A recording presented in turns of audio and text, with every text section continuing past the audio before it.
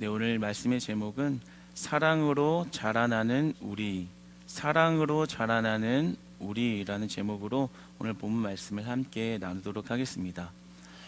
여러분, 때로 이렇게 사회적인 신분의 위치가 이렇게 높은 자가 어떤 다른 타인에게 모범이 되고 또 존경을 받을 만한 자가 그의 삶의 모습에서 이렇게 실망감을 안겨줄 때가 있습니다.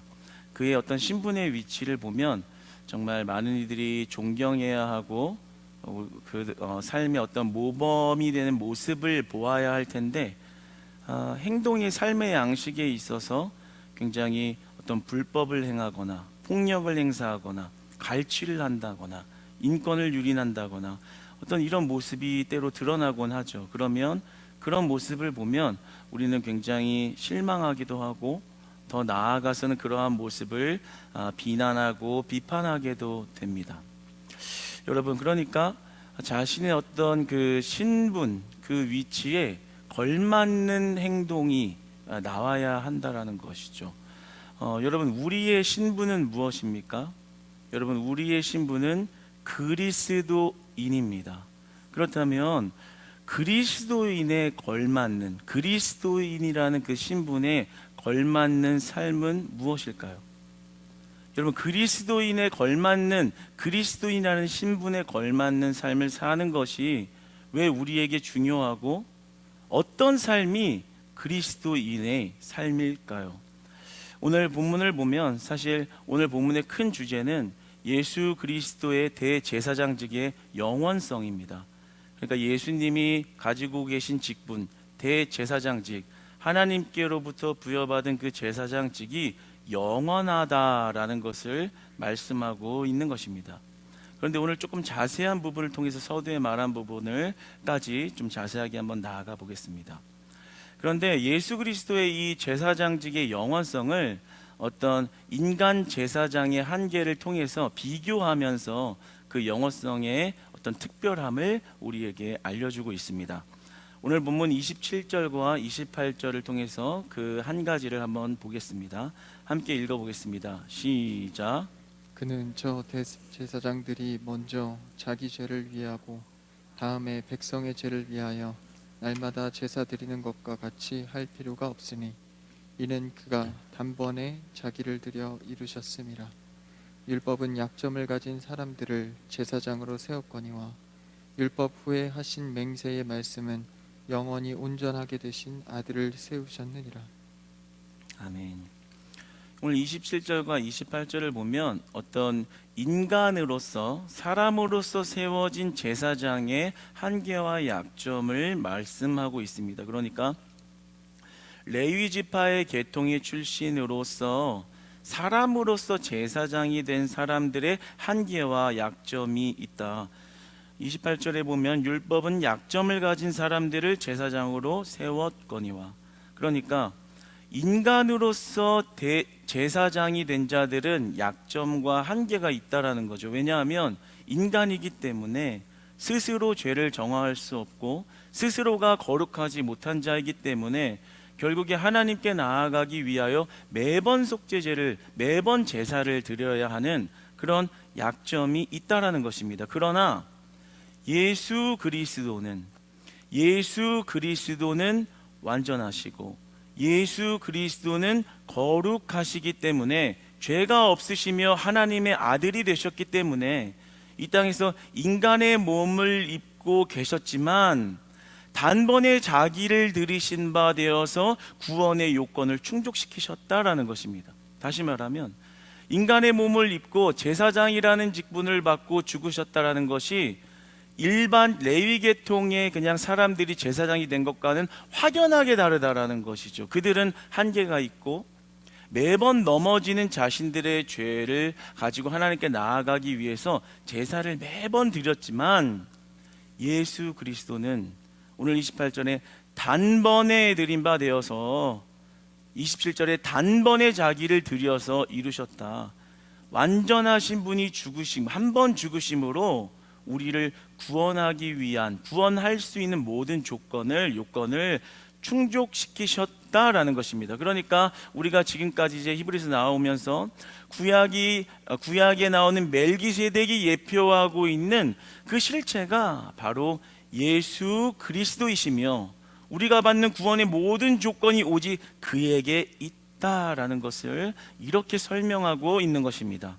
더 나아가서 이것에 도장을 꽝 찍는 말씀을 하시는데요, 21절과 22절의 말씀을 한번 같이 읽어보겠습니다.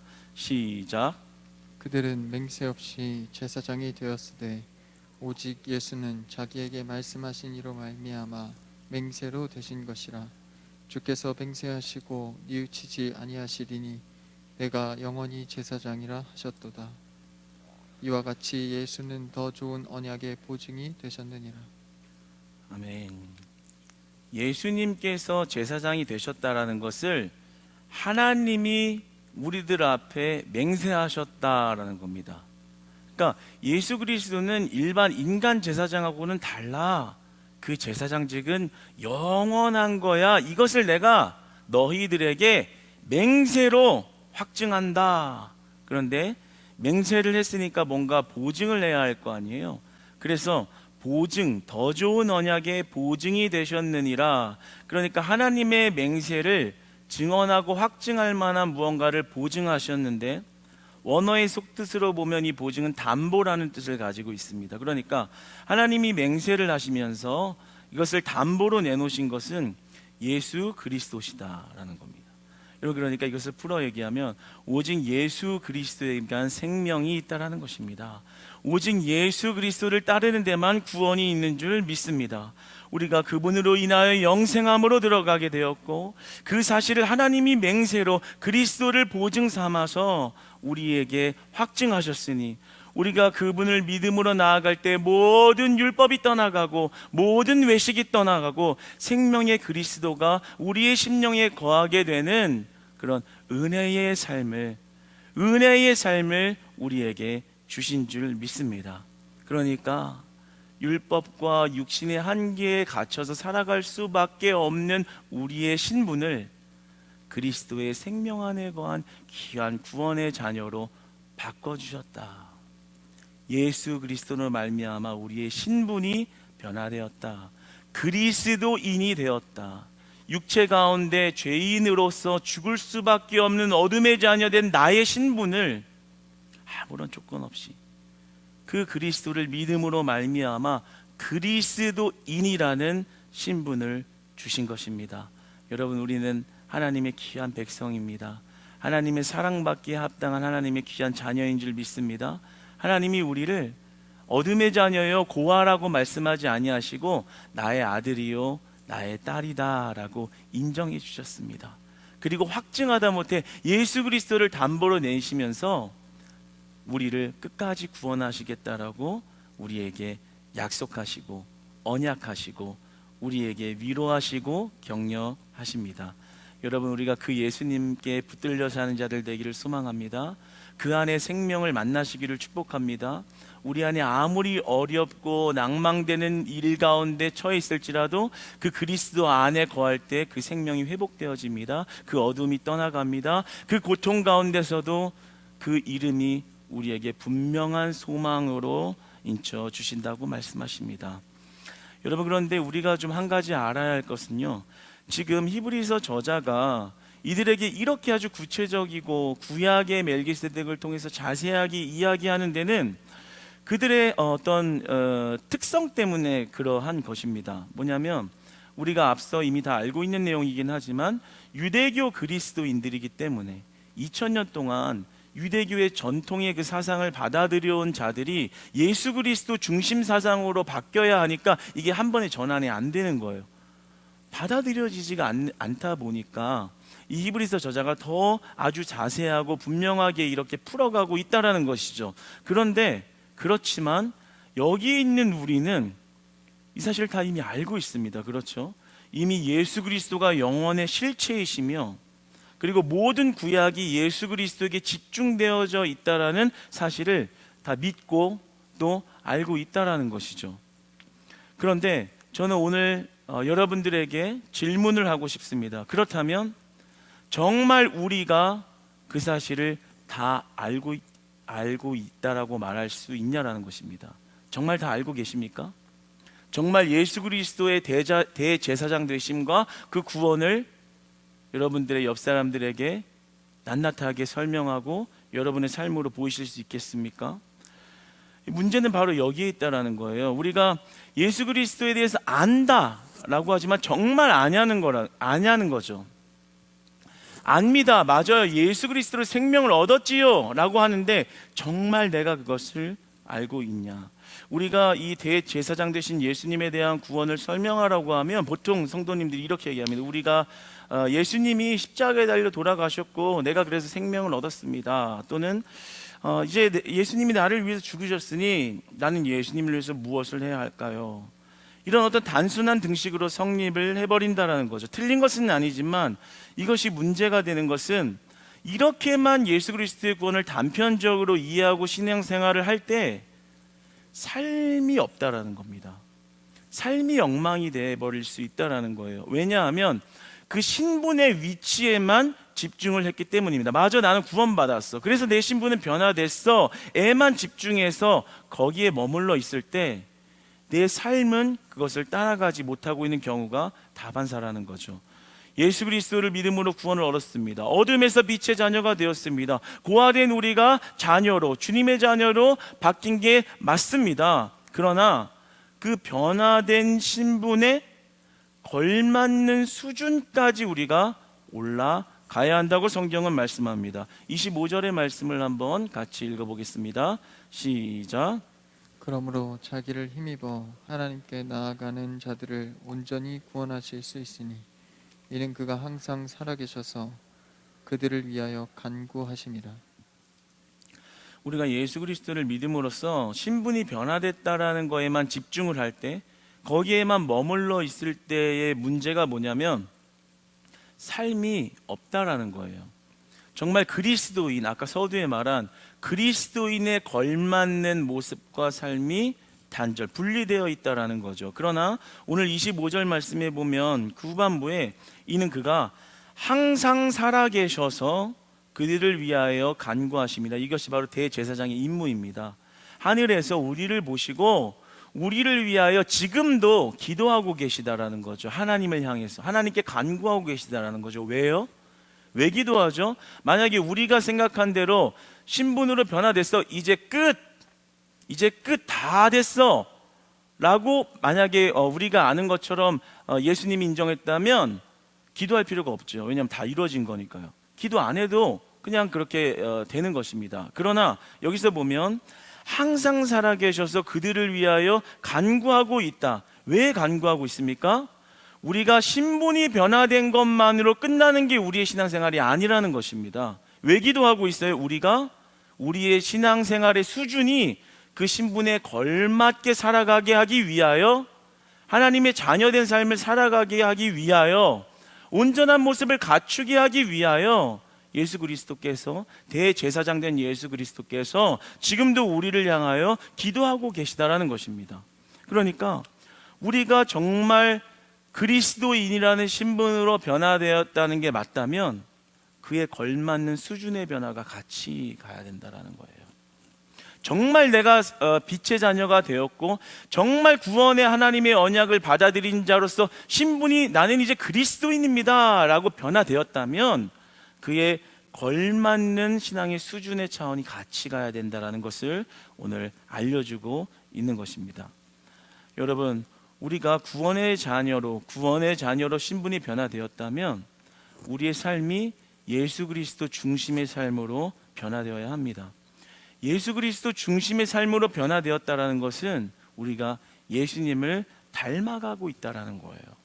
예수님을 향하여 살아가고 있다는 거예요. 그러니까 하나님의 진짜 목적은, 우리를 바라보시면서 가지고 있는 목적은 우리가 신분만 변화된 게 아니라 하나님의 자녀답게 살아가는 것, 하나님의 자녀로서 온전하게 살아가는 것, 살아가게 하는 것, 그것을 이루시기 위한 목적으로 우리를 바라보고 계시다라는 겁니다. 여러분, 우리가 자녀를 키운다면 자녀가 참 능력 많고 나중에 성장해서 돈 많이 벌고 유명하면 좋겠죠. 그러나 그 유명하게 잘 성장한 자녀가 부모 공경할 줄도 모르고 부정부패 일삼고 그리고 도덕적으로 반하는 행동을 하면서 삽니다. 그러면 그가 겉보기에는 능력이 많은 건 능력이 많지만 그 사람은 훌륭하다라고 말할 수는 없는 것입니다. 그러나 뭐 그렇게 유명하지는 않고 그렇게 잘 되지는 않았지만 부모 공경할 줄 알고 어떤 사람과의 관계를 중요시하고 인간의 됨됨이를 지키며 살아간다면 그는 유명한 사람은 아니어도 그 사람 참 훌륭하다라고 말할 수 있을 것입니다. 그러니까 하나님이 우리를 성도로서 자녀로서 바라볼 때는 능력 많고 유명한 자가 되기를 원하시는 것이 아니라 훌륭한 자가 되기를 원하신다라는 거예요. 단순히 신분의 변화만을 원하는 것이 아니라 그에 걸맞는 그런 수준의 삶을 살아가기를 원하신다라는 것이죠. 여러분, 우리 교회가 앞으로 부흥할 줄 믿습니다.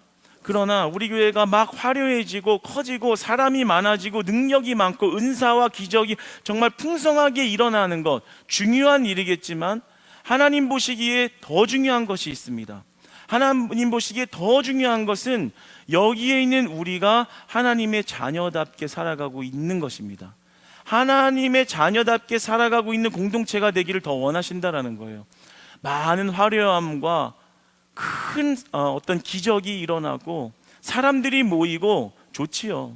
유명해지고 그리고 능력 있는 거 좋지요. 그러나 하나님이 원하시는 것, 진정 원하시는 것은 그게 아니라 여기 있는 우리가 하나님 보시기에 하나님 자녀된 그리스도인다운 예수님을 닮아가는 삶을 살고 있느냐가 하나님이 더 간절하게 원하신다라는 거죠.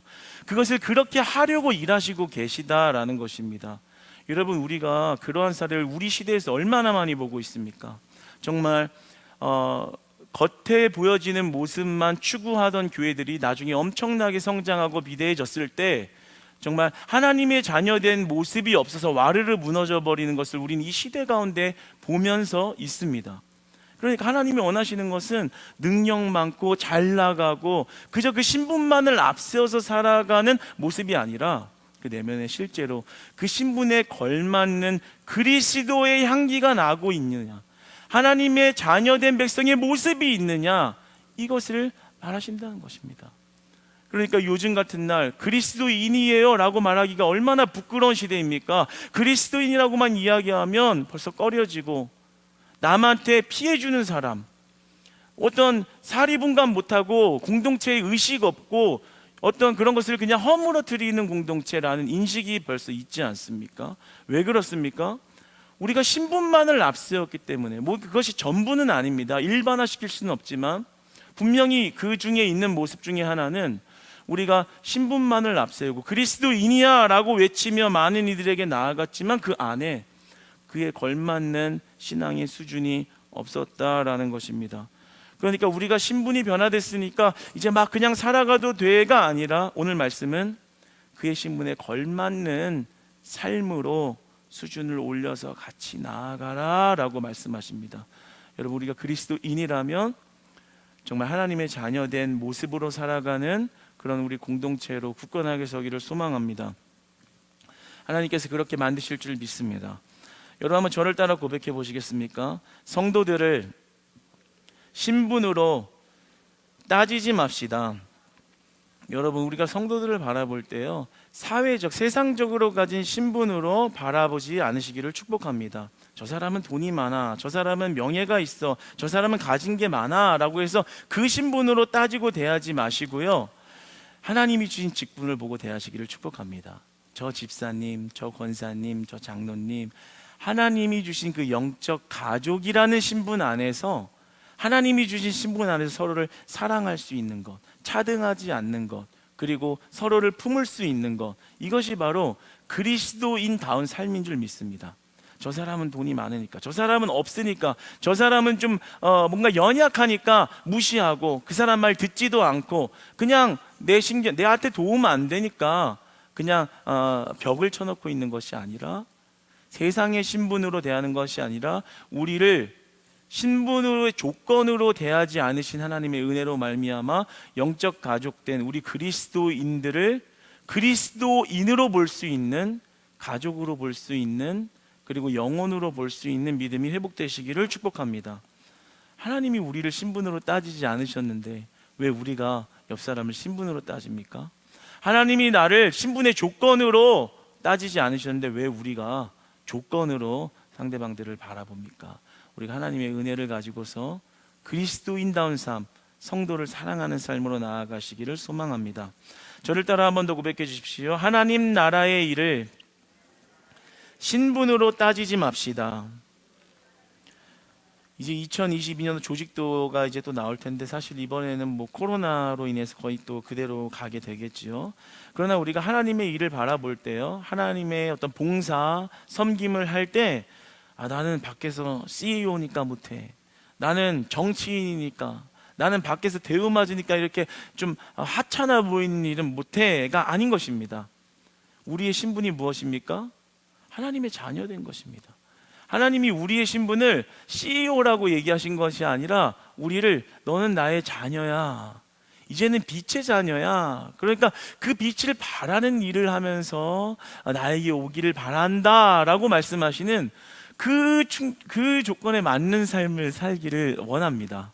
그러니까 내가 밖에서 CEO든 내가 정치인이든 내가 아니면 유명인이든 하나님 앞에 섰을 때 우리는 하나님의 자녀인 것입니다.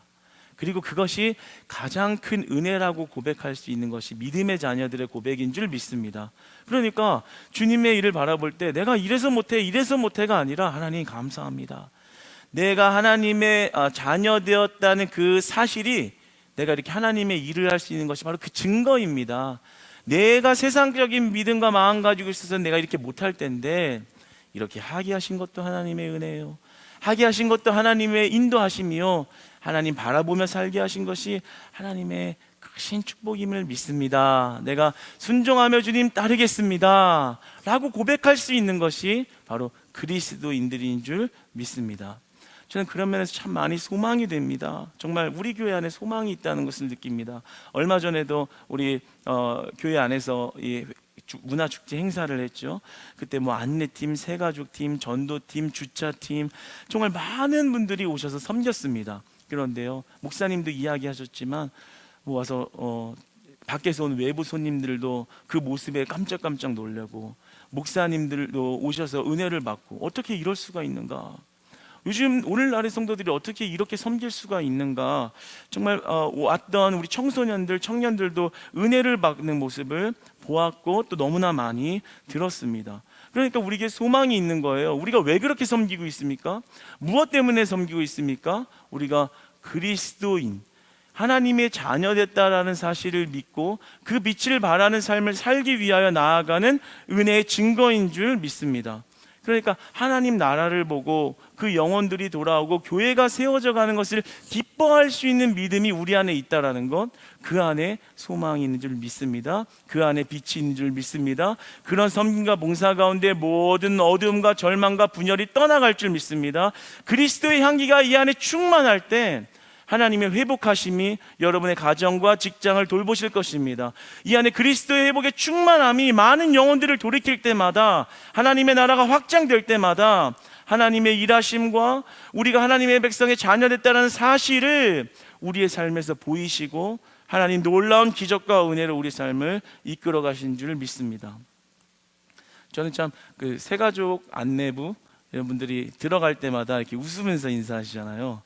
어떻게 이렇게 몇 시간 동안 계속 웃을 수 있는지 모르겠는데 참 너무 은혜가 돼요. 일단 얼굴이 예쁘시고 얼굴부터가 은혜가 돼서 그래서 참 더 은혜가 되는 것 같습니다. 그래서 참 이런 섬김과 그런 순종이 계속해서 확장되어지고 하나님의 나라가 세워지기를 소망합니다. 그러니까 우리가 신분에 걸맞는 삶을 산다는 것이 결단코 쉬운 일이 아니라는 거예요. 왜냐하면 그리스도인으로 살아간다라는 것은 우리에게 이 땅에 고통스러운 임무를 부여하기 때문입니다. 마치 우리가 결혼을 할 때 결혼식을 하는 것은 참 축복이고 정말 중요한 일이지만 결혼식 이후의 결혼의 삶이 더 중요하다고 말할 수 있습니다. 어떻게 서로 조율해가고 맞춰가고 가정을 만들어 가느냐가 훨씬 더 많은 임무를 주는 것처럼, 결혼식 한번 하는 것보다 그 이후에 많은 삶이 훨씬 더 많은 어떤 미션이 있는 것처럼, 아이를 낳는 것이 축복이고 정말 귀한 일이고 행복한 일이지만 또 그 다음에 아이를 양육하고 키워가는 것에 대한 많은 임무가 따르는 것이 더 큰 것처럼, 우리의 신앙이 내가 이제 빛의 자녀가 되었어 라고 고백할 수 있는 믿음이 있는 건 중요하지만, 이제 그 신앙의 삶을 어떻게 내가 감당하면서 걸어야 하느냐를 알고 따라가는 것, 그것이 훨씬 더 우리에게 중요한 문제가 될 수 있다는 것입니다. 그러니까 우리는 그리스도인으로서 삶을 살아간다는, 걸맞는 삶을 살아간다는 것은 결국 이 땅에서 고통스러운 임무에 그 수고를 다 해야 한다는 것을 말하고 있습니다. 예배드리고 헌금하고 봉사하고 전도하고 이런 것은 어찌 보면 당연한 것이지요. 이것은 고통스러운 임무가 아니라 주님께 받은 은혜의 감사의 표현일 뿐입니다. 그러나 진정으로 우리가 그리스도인으로서 감당해야 하는 고통스러운 삶은 주님을 위해서 손해보는 것, 주님을 위해서 내가 희생하는 것, 주님을 위해서 살다 보니 억울함을 당하는 것, 주님을 위해서 살다 보니 분통 터진 일을 당하는 것, 그래도 참아내고 인내하고 주의 일을 위해서 그것을 선택하는 것, 그것이 진짜 하나님 나라의 자녀들이 이 땅에서 살아가는 모습이라는 거예요. 정말 하나님을 나타내려고 해보세요. 그러면 고통이 찾아오죠. 억울함이 찾아오죠. 그저 신분의 모습으로 괜찮은 듯, 그리고 나에게 손해가 안 올 영역을 다 만들어 놓고 내 신분은 그리스도인이야, 나는 직분받은 자야 라는 것을 유지하고 있을 때, 그 안에 진짜 하나님 자녀된 모습의 예수 그리스도의 향기는 잃어버리면서 내 자신을 속이면서 살아갈 수 있다는 것입니다. 제가 정말 안타까우면서도 또 소망을 가지게 되는 것은, 어떤 희망을 가지게 되는 것은 이 많은 성도님들이나 또 어떤 사람을 대해서 믿는 자들과 대화를 할 때 주로 내가 하나님 때문에 이렇게 고통을 당하고 있어요, 하나님 때문에 고통당해서 이렇게 힘들어요 라는 말은 거의 듣기가 힘든 것 같고요, 그냥 살다 보니까 어려움이 와서 나 어려워요, 좀 해결이 돼야 돼요 라는 말을 거의 대부분 듣는 것 같아요. 그러니까 정말 저랑 물론 아이 없는 것은 아니지만 이야기하는 사람들이 강사님, 나는 정말 주님 위해서 이렇게 억울함을 당해서 참 마음이 아프고 그런 시간과 이것들이 있어요 라기보다는, 그냥 살다 보니까 너무 어려운데 이거 하나님이 해결해 줄 수 있을까요? 해결해 주셔야 돼요. 주로 이런 일, 물론 필요하죠. 그러나 제 안에 한 가지 아쉬움이 드는 것은, 왜 나랑 이야기하는 사람들 중에 하나님을 위해서 내가 수고로움과 억울함을 당했던 것으로 교제할 수 있는 사람이 이렇게 많이 없을까라는 것이 저는 너무나도 이렇게 참 아쉽습니다. 여러분, 하나님을 위하여 당하는 그런 고통, 내가 주님을 위해서 정말 희생하고 있는 것은 무엇이 있는가 한번 스스로 한번 계수해 보시길 바랍니다. 정말 내가 주님의 자녀로서 주님을 위해 살다 보니까 당하는 것들, 예수님이 십자가를 지심은 우리를 위하심인데, 우리를 위하여 십자가 지신 그 고통과 많은 수고를 내가 무엇을 닮아가고 있는지, 주님을 향하여 예수 그리스도의 중심의 삶, 예수 그리스도를 닮아가는 삶, 하나님 나라를 위해서 억울함과 고통을 자처하는 것을 기쁨으로 여기는 삶의 모습이 내 안에 얼마만큼 있는지, 아니면 내가 신분을 가지고서 그럴듯하게 앞에 있지만 내 안에 정말 그리스도의 모습을 잃어버리진 않았는지, 여러분들 주님 안에서 한번 그것을 발견해 보는 시간 되기를 축복합니다. 제가 참 한때 참 원망스러운 나날들을 참 많이 보내왔던 것은, 참 우리 부모님이 교회를 위해서 모든 것들을 바치셨다는 것이었어요. 그래서 저에게는 꽤 오랜 시간 굉장히 원망스러움이 많았습니다. 그러니까 왜냐하면 보통은 이렇게 뭐가 이렇게 잘 안 됐을 때 이렇게 교역자의 길을 걸어가거나 또는 이렇게 없는 데부터 시작하는 경우들이 많은데, 최상으로 있을 때 이렇게 하나님 앞에 다 드리면서 나아가다 보니까 뭐랄까요? 믿음이 없는 눈으로 바라볼 때는 좀 억울한 거예요. 좀 억울한 거죠. 예를 들어서 하나님 앞에 적당히 헌신했으면, 아니면 헌신을 안 했으면 내가 별로 고민 없이 살았을 텐데, 돈 걱정도 안 하고 하고 싶은 거 다 하고 그냥 이렇게 한번 살아볼 수 있었을 텐데, 한 번 사는 인생 좀 폼나게 그렇게 한번 살아볼 수 있었을 텐데, 그게 아니라 목회의 길에 헌신하고 주의 길에 헌신하는 것으로 인해서 모든 것들이 흐트러지고, 정말 어린 나이에 볼 거 안 볼 거 이미 다 봐버린 그런 험난하나? 네, 그런 것들을 하나님이 왜 주셨을까? 그런 것들이 굉장히 이해할 수 없고 조금은 원망스러운 마음이 굉장히 많았던 것 같아요. 그런데 저에게 믿음을 하나님께서 주셔서 그 생각을 변화시키신 것은 어떤 것이냐면 바로 이것입니다. 내가 하나님의 자녀 되었다라는 것, 내 신분이 변화되었다라는 것, 그리고 그 변화됨이 주는 삶의 행동 양식과 의미. 그러니까 내가 만약에 예수님 모르고 그냥 살았고 돈 쓰는 재미, 세상에서 폼나게 사는 재미에 빠져서 내 신분이 뭔지도 모르고 그렇게 살았으면 저주와 멸망의 길을 걸어가고 있는 것인데, 그러면서 웃고 있었을 텐데 그게 아니라 나에게 고통스러운 짐을 주고 그런 것들을 훈련시키시고, 왜 훈련시키는지 이유도 모르면서 그 시간들을 보내왔지만 믿음의 신분으로 변화되어서 그것을 바라보니까 그리스도인으로 살아가는 삶으로 나를 인도하신 거구나. 나는 할 수 없는데 그 상황으로 하나님이 인도하셔서 나를 훈련시키셔서 이제는 그리스도인으로 살아가는 방향으로 나를 트셨구나, 인도하셨구나, 축복의 길로 나를 인도하신 것이지 미 세상의 눈으로 바라볼 것이 아니구나. 그러므로 감사하구나. 이제는 내가 어려워도 더 그 그리스도의 신분에 걸맞는 삶으로 나아가면서 하나님의 은혜 안에 있어야지라는 그 고백이 주님 앞에 나오더라 하는 것입니다. 여러분, 우리가 하나님 앞에 그러한 걸맞는 그리스도인의 삶을 산다는 것, 그것은요 우리의 의지로 할 수 있는 것은 분명히 아닙니다. 어떤 의무감으로 할 수 있는 것은 아닙니다. 이 세상에 누가 그렇게 할 수 있는 사람은 아무도 없습니다. 그러나 하나님의 사랑은 그것을 가능하게 하십니다. 여러분 28절에 보면요, 맹세하셨다, 담보하셨다. 생각해 보십시오. 맹세를 왜 하십니까? 하나님이 맹세를 안 하셔도 됩니다. 그런데 왜 굳이 하시냐는 겁니다. 26절에 보면 거룩하고 악이 없고 더러움이 없고 죄인에게서 떠나 계신 분이 왜 굳이 일부러 죽음을 자처하셨냐는 거예요. 죽지 않으셔도 되는 분이 왜 죽으셨냐라는 거예요. 우리를 보면서 득과 실을 따지고 조건이 있어서 그렇게 하신 것이 아니라 그 내막에는 하나님의 마음이 우리를 사랑하시기 때문에, 하지 않아도 되지만 굳이 하신, 하지 않아도 상관이 없지만 그 일을 행하시고 희생하시고 죽으시고 그렇게 모든 사랑을 다 쏟아 놓으신 것은 바로 사랑이라는 것입니다.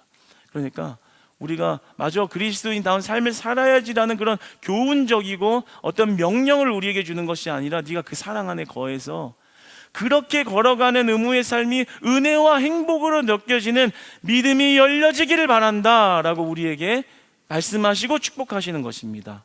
그러니까 여러분, 우리가 하나님의 사랑을 발견하고요, 그 안에서 그리스도인의 삶으로 살아가는 것이 축복으로 여겨지는 이제는 믿음의 삶으로 우리의 신분이 전환된 것을 믿듯이 우리의 삶이 전환되어지는 은혜가 여러분의 삶 가운데 날마다 있기를 축복합니다. 여러분, 정말 교회에서요 제가 참 위로받을 때가 언제냐면요, 제가 잘하는 게 없는데 못하고 있을 때인데도 저를 사랑해 주시고 응원해 주시는 분들이 이렇게 있습니다. 물론 여기 계신 분들이 다 그렇지만 그것을 표현으로 또 느끼는 몇 분들이 계세요. 그러면 뭐 설교를 좀 못해도, 또 찬양을 좀 못해도, 그리고 얼굴이 잘생기지 않았어도 아멘 안 해주셔서 감사합니다. 감사합니다. 그래서 아멘 하면 저 시험 들 뻔했어요. 그런데 그럼에도 불구하고 저에게 우리 강사님 최고, 우리 강사님 그냥 최고. 뭘 잘하고 있지도 않은데 그렇게 응원해 주시고 막 이렇게 몇 마디를 그렇게 하시면 제가 앞에서는 예 감사합니다 이렇게 하지만 돌아서는 춤을 춰요. 힘이 난다, 진짜 소망이 있다. 왜냐하면 칭찬받아서가 아니라 마음이 느껴지는 거예요. 나를 조건이 아니라 그냥 사랑해 주시는 게 느껴지는 거예요. 나 진짜 사랑해 주시는구나. 힘이 난다. 그래서 막 집에서 자랑해요. 여보, 나 누구 어떤 권사님 나 그렇게 말해주는데 너무 힘이 나, 진짜. 와, 정말 없던 힘이 막 솟아나. 막 이렇게 얘기를 하기도 합니다. 여러분, 만약에 옆에 있는 권사님이, 집사님이 여러분을 조건으로 바라본다고 생각해 보세요. 잘할 때는 칭찬해주고, 아유 권사님으로서 잘하시네 하고 칭찬해 준다고 생각해 보세요. 좋은 일이지만 생각해 보면 좀 무서운 거예요. 잘못하면 비난할 수 있거든요. 아유 권사님이 돼서, 집사님이 돼서 왜 그것밖에 못해, 왜 그렇게 행동해, 그런 비난이 될 수도 있는 거죠. 그러나 그런 조건이 아니라 그냥 하나님 아주 사랑해, 우리 목사님 맨날 사랑해 사랑해, 그렇게 사랑할 수 있는 겁니다. 왜요? 하나님이 우리를 조건으로 보지 않으시고 우리의 신분을 그냥 바꿔주신 것처럼, 사랑으로 바꿔주신 것처럼, 우리가 그 하나님의 크신 사랑을 보고 나아갈 때 우리 안에 삶의 변화가 일어날 줄 믿습니다. 삶의 축복이 열려질 줄 믿습니다. 하나님이 부어주시는 기름 부으심이 그 기도의 현장에, 여러분의 가정의 삶에 날마다 있을 줄 믿습니다. 사랑하는 여러분, 하나님께서는 베풀지 않으셔도 되는 그러한 상황에서 우리에게 다 모든 것을 베풀어 주셨습니다. 그 사랑이 보여주시기를 원하고요, 우리가 구원의 자녀의 신분에 맞게 살아가도록 지금도 하늘에서 하나님 앞에 간구하시고 살아 기도하고 계시는 그 대제사장의 은혜로 말미암아 우리의 삶에서 하나님이 원하시는 자녀의 모습의 형상을 회복해가는 그런 놀라운 축복과 은혜가 오늘 이 시간 이후로부터 활짝 열려지기를 주님 안에서 축복합니다.